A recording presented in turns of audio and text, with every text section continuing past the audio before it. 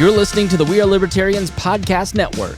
Find all of our shows at wearelibertarians.com. Hey loves, Haley Steinfeld here. Let's be real. When I'm on the red carpet, everyone wants to know whose dress I'm wearing. But here's the thing. We're so focused on those details, we're missing something that's actually way more important. Breast health.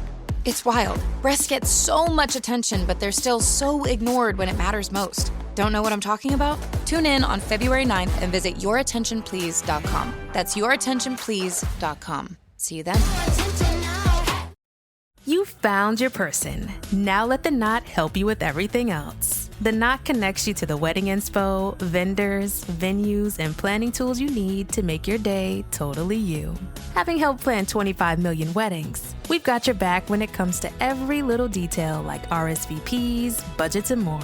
Because your wedding comes to life with the connections that matter the most. Get started at theknot.com/audio. The Knot. Let's plan your wedding together.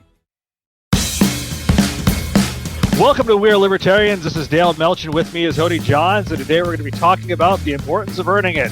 Now I must turn off my announcer voice. How you doing, Hodey? I'm doing great, Dale. I don't know how to turn off my announcer voice. This is who I am now. Oh, this is how. Here, throat punch. There. You should now. All right, we're all fixed up. We're all fixed up now, buddy. I think my voice would sound great after a few packs of cigarettes, personally, but being that the hardest drug I've ever tried was like 3 squirts of Banaka breath freshener, I think that's probably pretty far off in the future. Wait, please, tell me about this. What's Banaka air freshener? Breath freshener, yeah. Breath freshener. I thought you had air freshener. Oh, yeah, like squirts of air freshener? That would actually legitimately mess me up. That probably would qualify as hard drugs, right? Yes, it would, with all those unpronounceable things in it. So... Go ahead. What they always say about those type of drugs where you're like huffing paint or something is you don't see poor people doing it. You know, that's how the rich people always. So it's the rich person drug of choice when you're huffing air freshener. Or I'm not that rich. I mean, you know that Febreze costs a lot. Let's be honest. Or professional painters when you forget to open your windows, like I have done at least on one occasion. But Dale, you've had a heck of a week.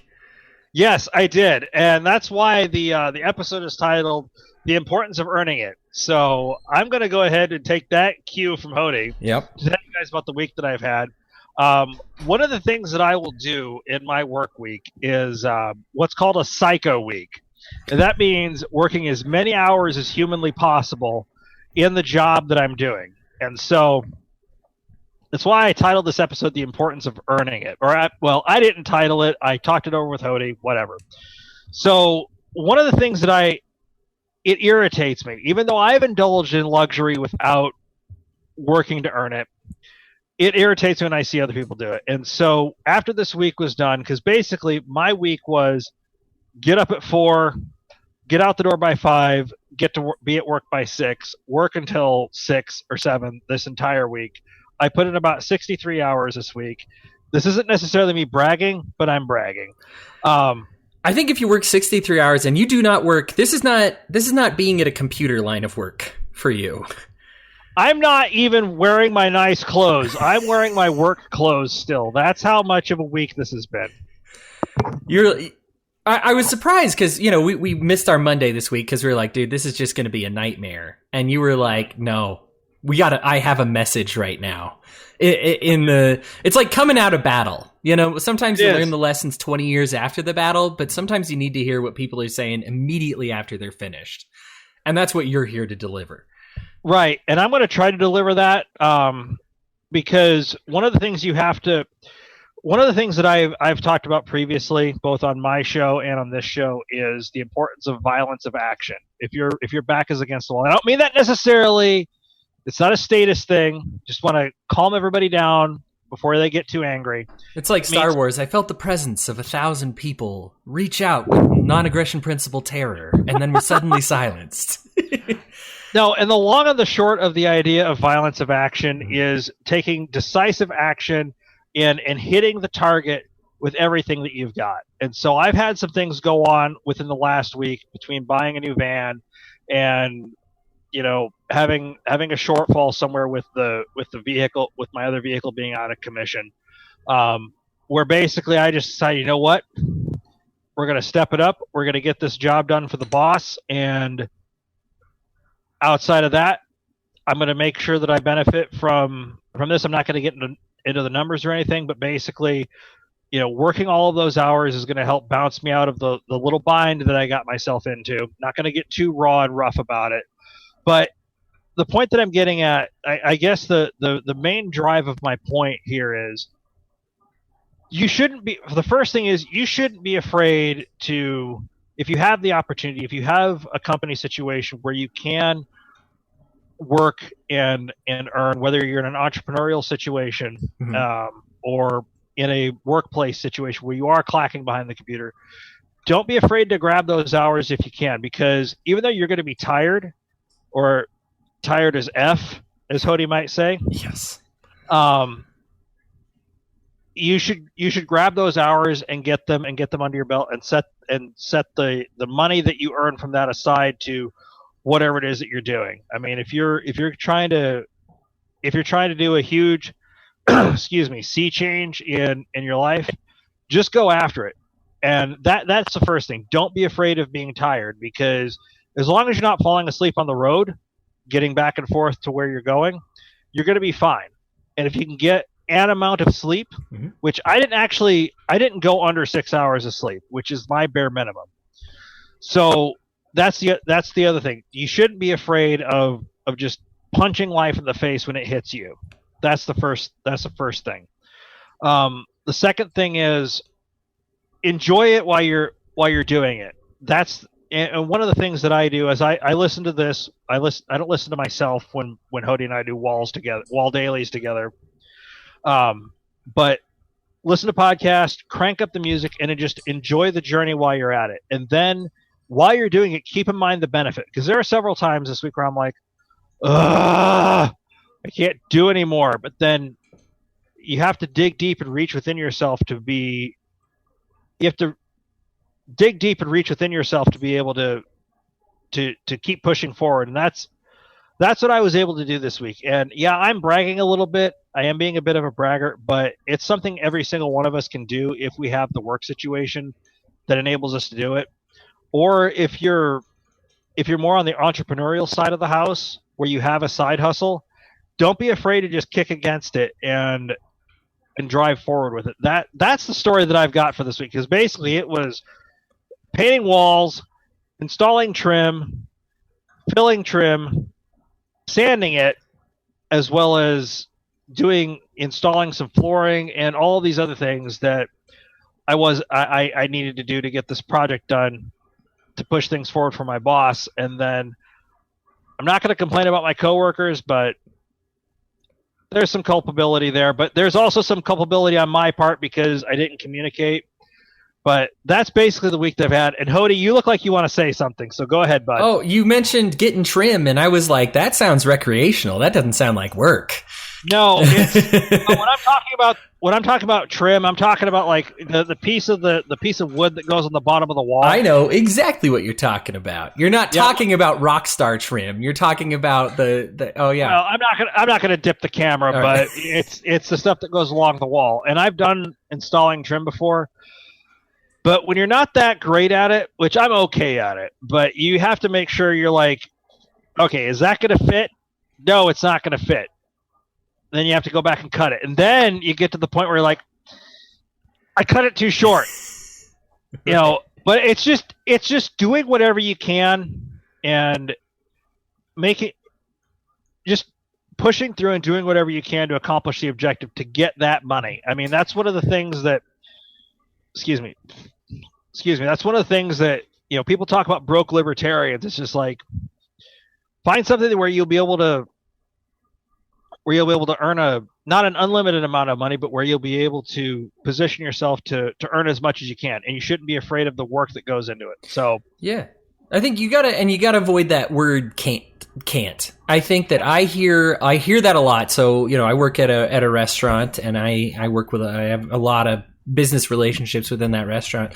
And one of the things that's universal across all restaurants if you work at one, I'm sure you'll understand, is servers. Oh, I did. That'll say, I worked at a Pizza Hut. Okay, there you go. So you'll get like a server or cashier or whatever that'd be like, I worked all morning. I can't do anymore. And I'm like, we opened at 11 and it's 3:00 right now. And you're saying you can't work another 2 hours until the next guy shows up. Like, I think it's amazing to me that we are in better health, even if we are heavier. We are in so much better health than the health of our ancestors. And our I'm cut along here. Yeah.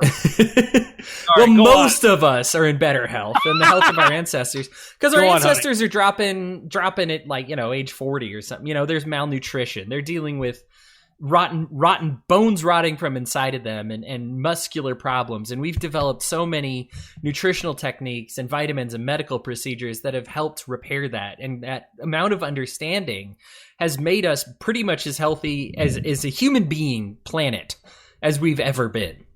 Mm-hmm. But the problem is that we then get told, we get used to a cycle and we think anything outside of the cycle must be impossible. So If you are used to working 20, 30 hours a week or 40 hours a week, you just say, this is it. I can't do more than this. And then when somebody's like, well, I just pulled in 60. Look, I'm not encouraging you to work 60 every week. I don't want to work. I am. I have, if you look down my timeline, I've worked a few 80s at a restaurant, and I topped 90 once at Buffalo Wild Wings, and it's a nightmare, and that's not a healthy thing to do. But Hodey, the issue is when sorry to interrupt you. I'm going to interrupt you here. I am so impressed that you pulled a 90. I'm going to set the record this coming week. I will show you. I believe I have a screenshot on my profile pictures. Maybe not on my profile, but on my pictures. I have one of me going with a receipt and just with a dead face. But yeah, it's maybe I won't do 90 next week, but please don't. I'm impressed. The thing is, it's not healthy to necessarily overwork yourself. So I'm not stressing that you're like, you can overwork yourself. But if it comes up to the point where you say, I could do something really great, I could get ahead on my mortgage, I could get ahead on my car payment, I could, but I really just feel like I can't work that hard, or I really need this time off. The thing is, you're going to have to work those hours eventually. The reason I bring up restaurant work, servers at the beginning of a month before rent's due, giving away all their shifts, calling in sick to work all the time. Can't, want to leave early. They show up, they're like, it's taking forever for things to get busy. Do you really need me? Can I just go home?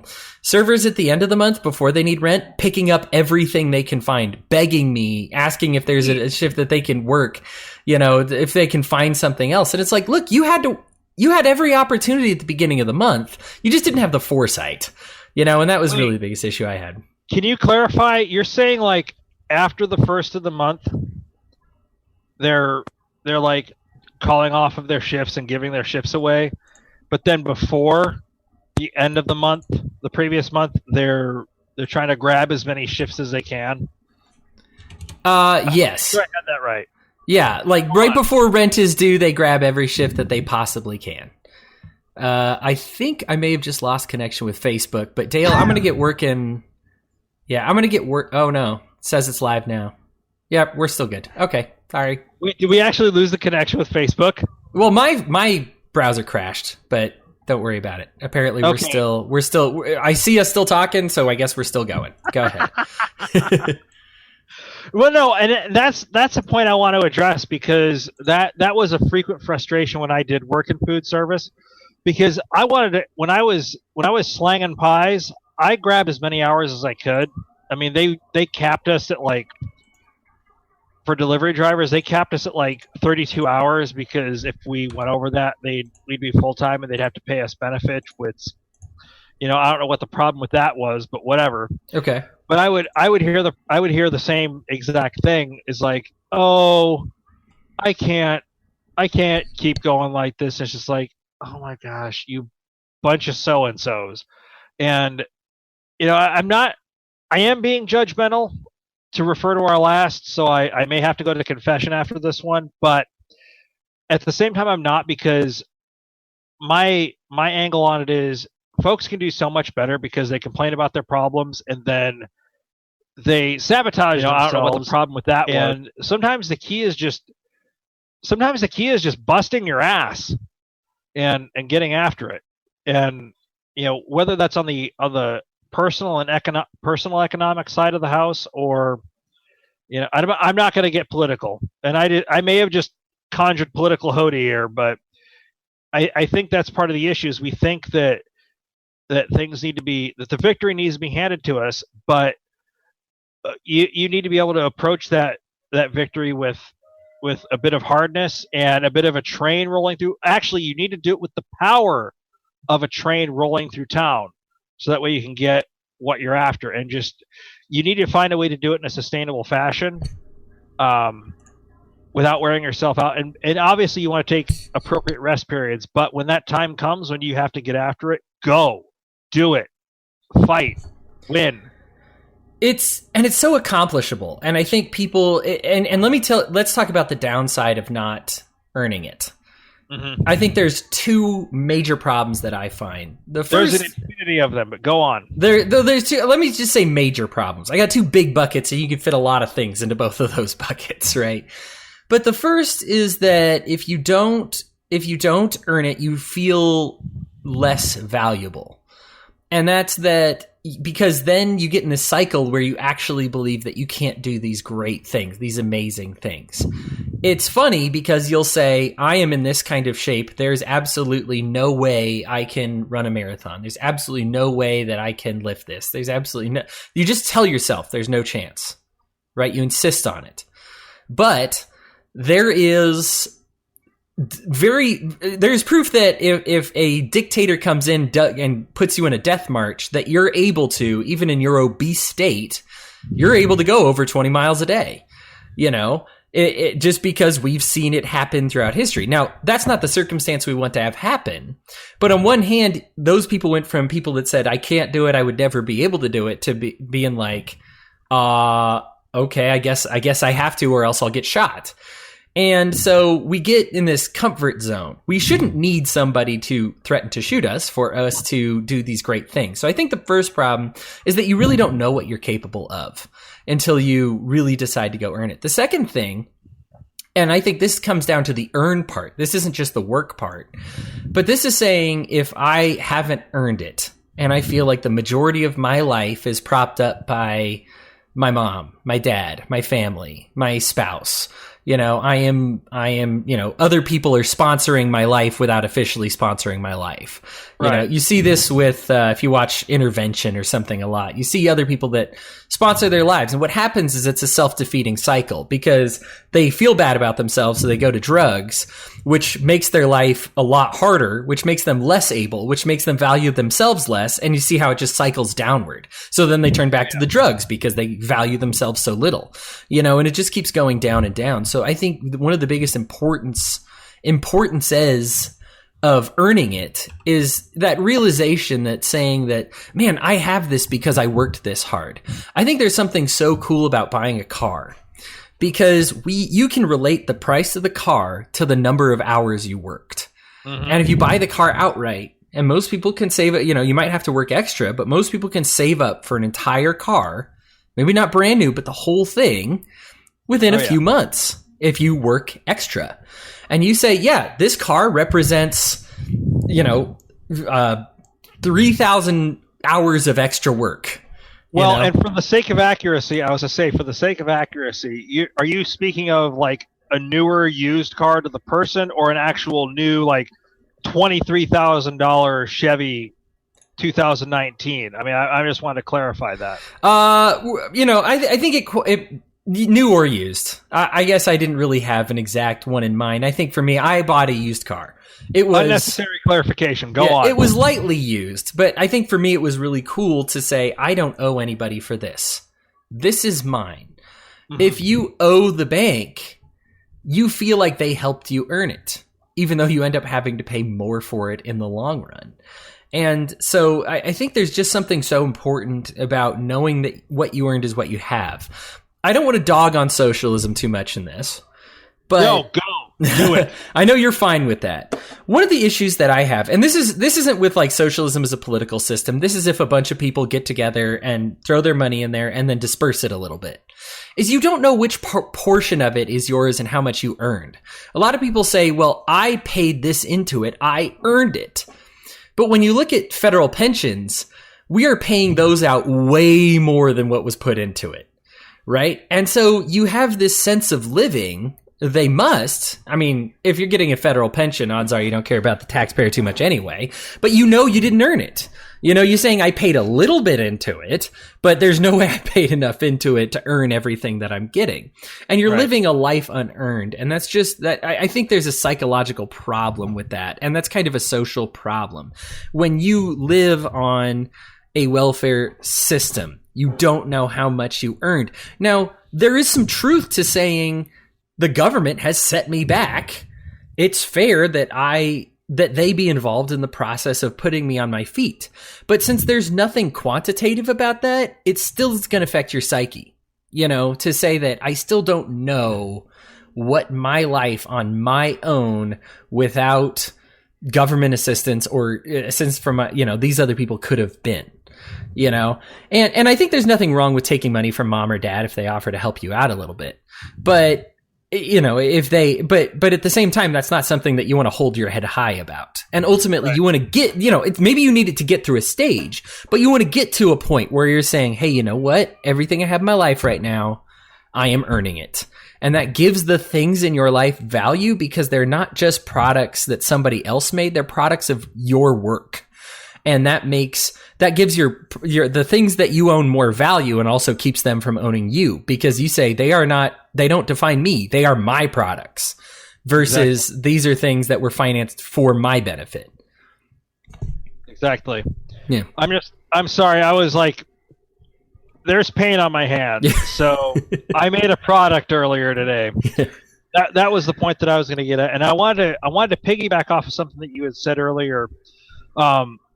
And it related to the whole idea of the positive pursuing of a goal and the negative running from whatever problem that you were doing. Jordan Peterson themselves talks less, about and you see how it just like I'm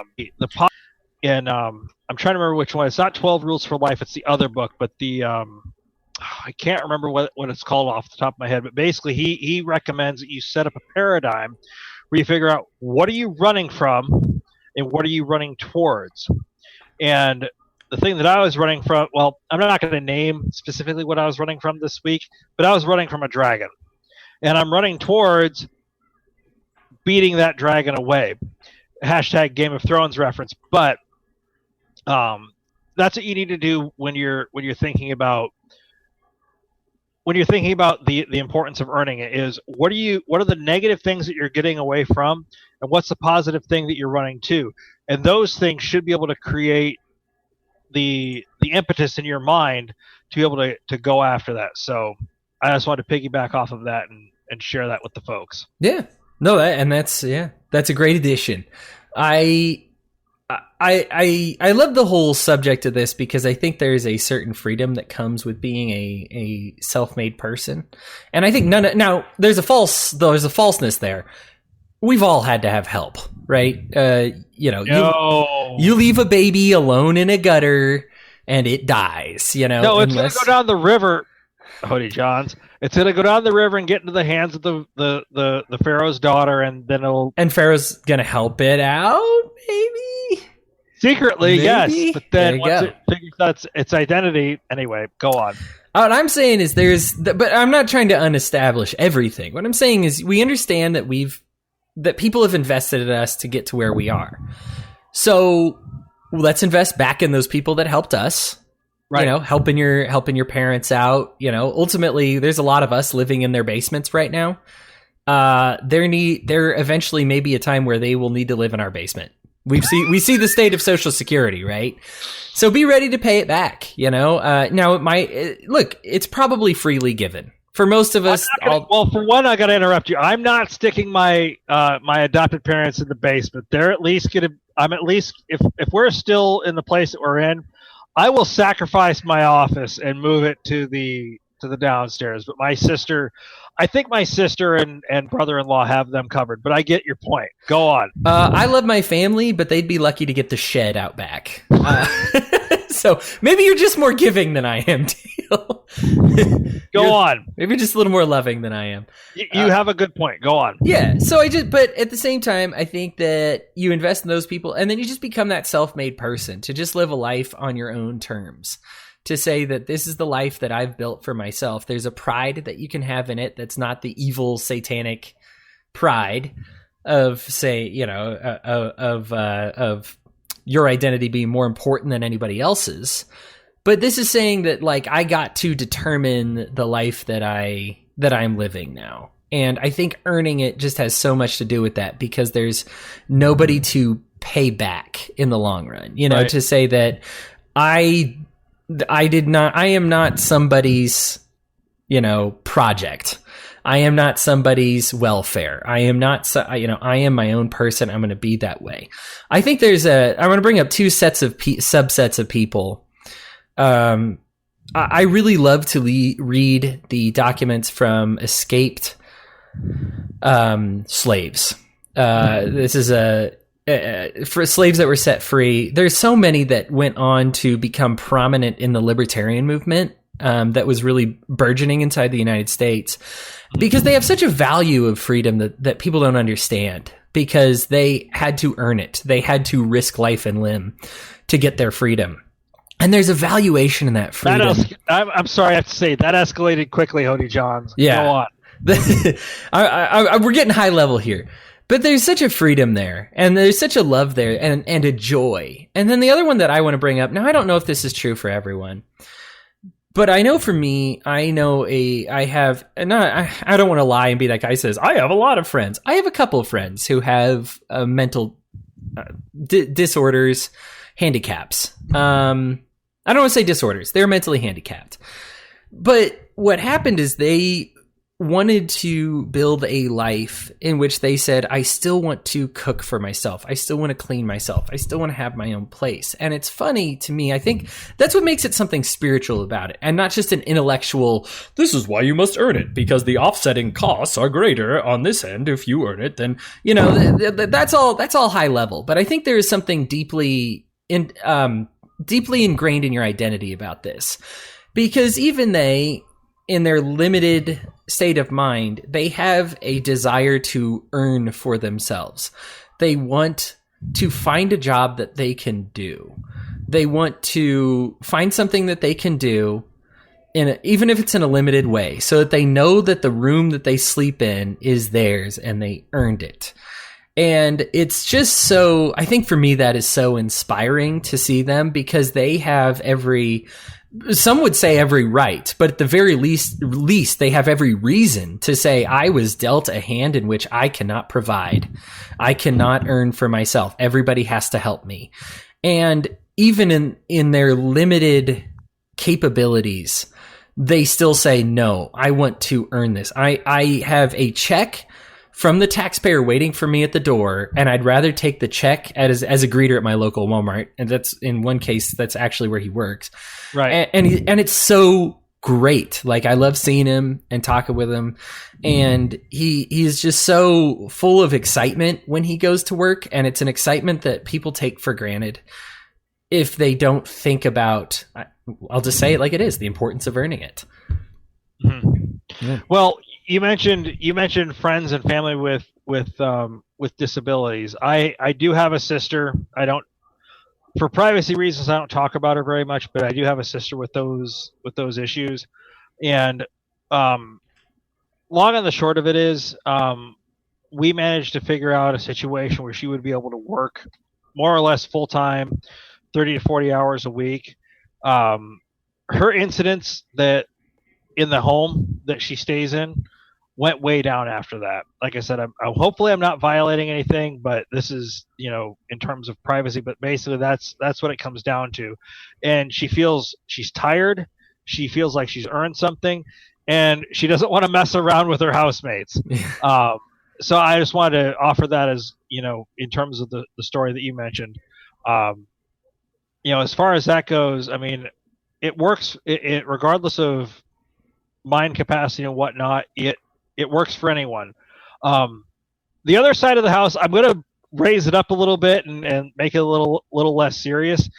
if you have worked the amount of to the level that you've went above and beyond, feel free to reward yourself. Just don't let the reward exceed the level of the work that you've done. Feel free to have that O'Doul's or that Heineken 0.0. I'm saying this. This is a dog whistle for you. Can go ahead and have a beer, but Hodey can't have. Hodey can only have Heineken 0.0 or O'Doul's. So, but, people wonder why I'm so high strung, right? But don't let that reward exceed the upper limit of what you did to work. Make sure that you're keeping something back for yourself. Yep. So if we're getting into final thoughts, that's gonna be my final thought. Okay. I guess my final thought is I guess to piggyback back off of that, there is a different. I really appreciate you bringing up your sister. I am sorry for whatever dynamic that is, and I want to respect everybody's privacy too. But there really is something about somebody who, when you're on the PlayStation store and you're like, oh, I can buy this special edition game for $100, no biggie, and versus when it's your $100, you're like, okay, now. I do that, but I also am well aware of the value of those $100. That's an extra shift at work, Join the ungaming. Join the ungaming. I am not going to join the ungaming. That's not my plans. But I think there's a different mindset there if you understand, whatever your recreational activity is and whatever you spend money on it, you learn to value every cent that you spend on it. Versus if you just say, I'll just put it on the credit card. I don't know, whatever. I'll get back to it eventually. It's like, well, you can earn it now, or your kids are going to have to earn it back later. Like, let's earn it now. While we are on the final thoughts, I think going back with something in your spirit, I guess I'll walk it back a little bit. I almost want to say it's something in your nature. I don't want this to necessarily get to be a religious only episode. It's something in your nature that I look at packs of wolves, and something that they noticed is everybody knows that there's the dominant alpha wolf who's got to boss people around. Before I get the litany of articles, I'm aware that the person who came up with the term alpha wolf walked it back. But essentially, there's one that's supposed to be the strong, protective guy. But there's also the lookout ones. When I get home, I have a dog, right? My dog wants so badly to earn his food. So badly. He loves to make sure that, like, they bark at the door to be like, I am keeping the family safe. Dogs want a job. I don't know if you watch Cesar Millan or Dog Whisperer or something, but dogs want a job. And it's funny to think about, but this is something that's important to give your dog that dynamic to not, you're never supposed to say, hey, you're my plaything. And that's all you're going to be is you're just my toy.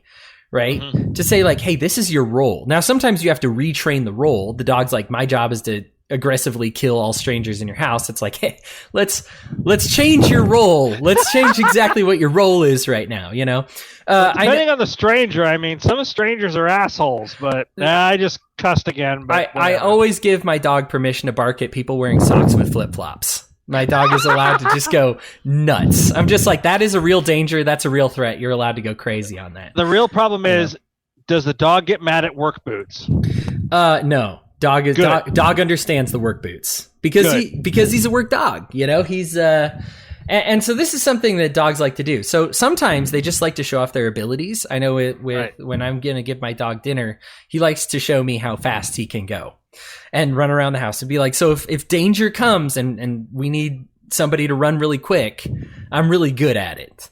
He likes to run through stuff. He gets like the zoomies or whatever, and he just loves to show off. And that's what's going on. But it's something that's in our nature. And not just with dogs, to bring this back to humans. This is something that is within our nature. Now, because of coercive forces around us, sometimes we lose touch with that nature. And we get told, hey, here's what earning it is. Hey, your day was hard enough. You've earned this. You'll hear even good friends say, hey, yeah, spend $2,000 on that. You earned it. My goodness. You stubbed your toe last week. You earned that $2,000 vacation. That doesn't count. Stubbing your toe doesn't count, but go on. I might be, that's maybe a light for it, but you know what I mean? Somebody will say, hey, you've had a really bad day. Hey, you went through a really bad breakup. You've earned 2 tubs of ice cream tonight. Look, I'm all about investment. If you actually did invest your calorie count to cover 2 tubs of ice cream, that's cool. But remember that what actually is the investment there is your calories in a future or previous meal. You know what I'm saying? Not you having a bad day is not the investment, you know? So when we talk about earning it, I just would look to the animal kingdom and look at how much that they want to earn it and understand that that's really what our nature tells us to do. And so anytime that somebody tells you to do something else, it's against your nature and it's just not going to be a fulfilling feeling. And it's just, you're going to constantly be chasing for that life that you could have earned, but you decide to let other people earn for you. And that's my final thoughts. Dale, I'll let you send us away. Get out of here and get after it, guys. That's all. I already gave up my final thoughts, so get out of here and get after it. Go work that 63-hour week or however much you need to do to get caught up to where you need to go. So that's a send-off. Sweet. Simplisticadvice.com, we'relibertarians.com. Dale, good talking to you, man. Good talking to you, Hodey. Bye.